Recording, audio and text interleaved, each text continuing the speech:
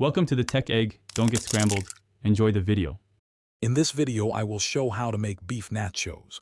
We'll start by gathering all our delicious ingredients, ensuring we have 1 pound of ground beef ready. Then, I'll guide you through browning and seasoning the beef to perfection. Next, we'll prepare all your favorite toppings, from shredded cheese to fresh salsa. Finally, I'll demonstrate how to assemble and bake your nachos for that ultimate cheesy, savory experience. Get ready for a fantastic snack. Now let's get that beef cooking. Place a large skillet on your stovetop and set it to medium-high heat.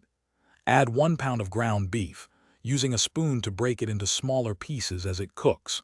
Continue stirring and cooking for about 5 to 7 minutes until it's completely browned. This step is crucial for flavor.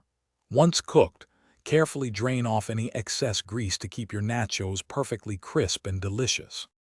With our beef ready, it's time for the fun part, layering. Grab a large baking sheet and spread a generous, single layer of tortilla chips across it. Next, take about half of your perfectly seasoned ground beef and distribute it evenly over the chips. Then, sprinkle 1 1/2 cups of your favorite shredded cheese, like cheddar or Monterey Jack, over the beef. Repeat these layers to ensure every chip gets a taste of everything. Almost there. Place your beautifully layered nachos into a preheated oven at 375 degrees Fahrenheit. Let them bake for about 8 to 10 minutes, or until the cheese is wonderfully bubbly and completely melted. Keep a close eye on them to prevent burning. Once golden and gooey, carefully remove the baking sheet. Now, the best part.